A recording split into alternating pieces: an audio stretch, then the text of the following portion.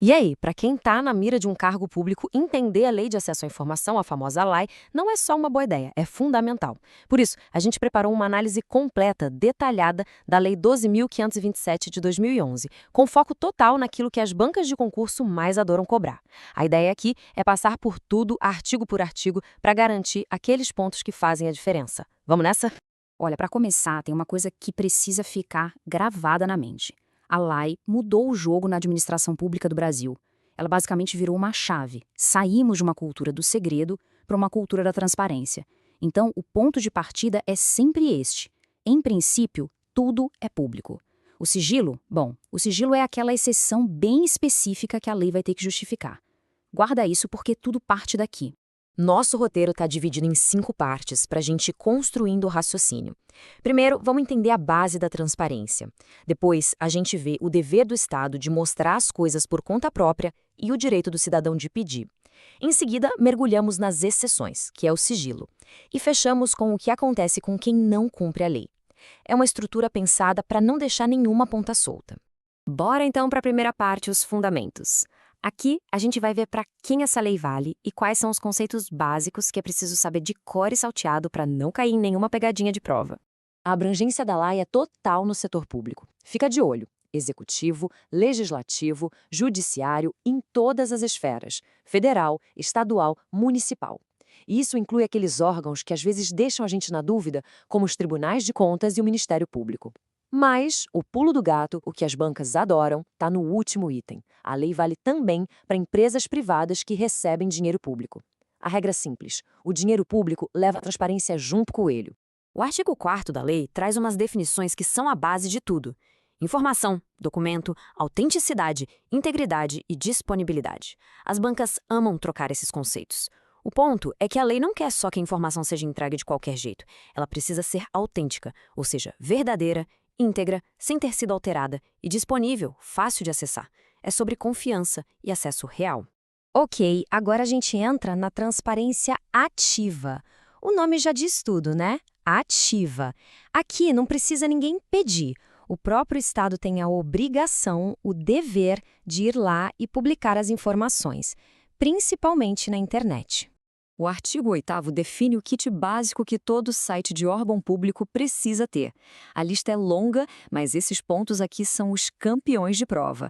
Repasses de dinheiro, gastos, licitações, contratos, resumindo, tudo que envolve grana e poder público tem que estar ali a um clique de distância para qualquer pessoa ver. É o tal do controle social funcionando na prática. Muita, mas muita atenção aqui. Essa é uma exceção que despenca em prova. Municípios pequenos, com até 10 mil habitantes, não precisam ter aquele portal da transparência super detalhado que o artigo 8º exige. Mas, cuidado com a pegadinha. Eles não estão totalmente livres, não. A obrigação de publicar dados de execução orçamentária e financeira em tempo real continua valendo para eles. Beleza, saímos da transparência ativa e vamos para a passiva. Se na ativa o governo mostra sem ninguém pedir, na passiva a coisa se inverte. É quando a iniciativa parte de alguém que quer uma informação que não encontrou disponível e vai lá pedir.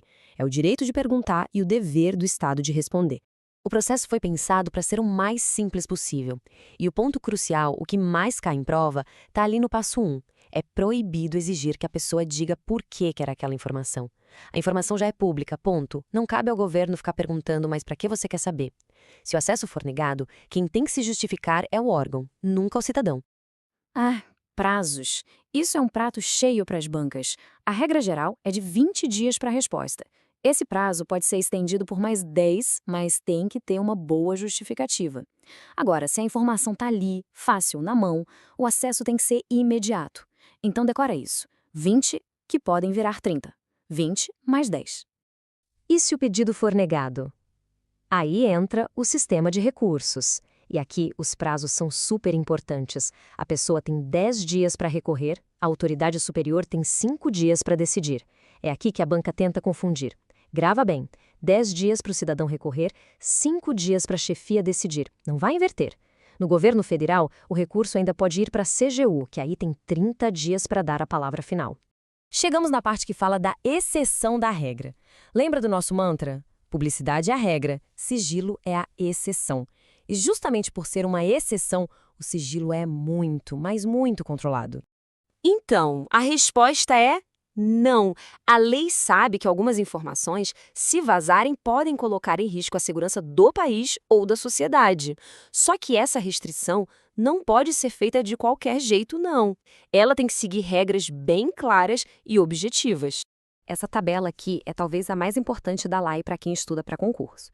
São 3 níveis de sigilo: reservada, que dura 5 anos, secreta, 15 anos e ultra secreta, 25 anos. Não basta só decorar os prazos, tem que saber quem pode classificar em cada nível. E percebe a lógica: quanto mais longo e sério o sigilo, mais alta tem que ser a autoridade para decretar. Só o topo do governo pode impor o sigilo mais restrito. E dentro do sigilo existem 2 regras de ouro. A primeira é um pilar da nossa democracia: informação sobre violação de direitos humanos cometida por agentes do Estado. Isso não pode ser sigiloso. Nunca, em hipótese alguma. A segunda é uma regra específica para a segurança do presidente e da família dele, que ganha o selo de reservada e vale até o fim do mandato. E muito cuidado para não confundir o sigilo de segurança de Estado com a proteção de dados pessoais. São coisas diferentes. Uma informação pessoal, tipo um prontuário médico, algo que fale da intimidade de alguém, tem uma proteção super especial: 100 anos de restrição de acesso. É uma categoria à parte, com prazo e regras próprias. Por quê, né? Lei que não tem punição é só um conselho. Nessa última sessão, vamos ver o que acontece com quem não segue as regras. A lei tem dentes, e a gente vai ver como eles funcionam. O artigo 32 lista o que o agente público não pode fazer. Resumindo, qualquer coisa que, de má fé, dificulte ou impeça o acesso à informação é passível de punição. Seja se recusar a dar a informação, enrolar para entregar, passar dado errado de propósito ou, o mais grave, usar o carimbo de sigiloso para esconder um crime. As punições são diferentes para quem é servidor e para quem é de empresa privada. Para o servidor, a pena começa com suspensão e pode chegar a um processo de improbidade administrativa que pode até levar à perda do cargo. Já para a empresa privada que mexe com dinheiro público e não cumpre a lei, as sanções vão desde uma advertência até ficar proibida de fechar novos contratos com o governo. E um princípio fundamental para não esquecer: pedir informação e receber a resposta é de graça. A única coisa que pode ser cobrada é o custo material para reproduzir a informação, tipo o valor da folha de papel e da impressão. E mesmo isso não pode ser cobrado de quem declarar que não tem como pagar. E para a gente fechar, um resumão de todos os prazos que a gente viu. Essa tabela é a sua ferramenta de revisão final, a sua cola do bem. Resposta, recurso, decisão, os prazos do sigilo e da informação pessoal. Salva isso aqui porque pode valer aqueles pontos decisivos na hora da prova. E para fechar, uma dica de ouro, um tema que está super em alta nos concursos: o embate entre a lei e a Lei Geral de Proteção de Dados, a LGPD. O Supremo Tribunal Federal, o STF, já bateu o martelo sobre isso. O direito à privacidade de um servidor não serve de escudo para esconder informações que são de interesse de todo mundo, como o salário dele. Nesse caso, a transparência vence. E a gente termina com essa reflexão: a lei não é só um monte de regra. Ela, na verdade, define o papel de quem trabalha no serviço público como um guardião da democracia. Dominar essa lei para passar no concurso é só o primeiro passo. O verdadeiro desafio vai ser aplicar isso no dia a dia. Pense nisso. Força nos estudos e até a próxima.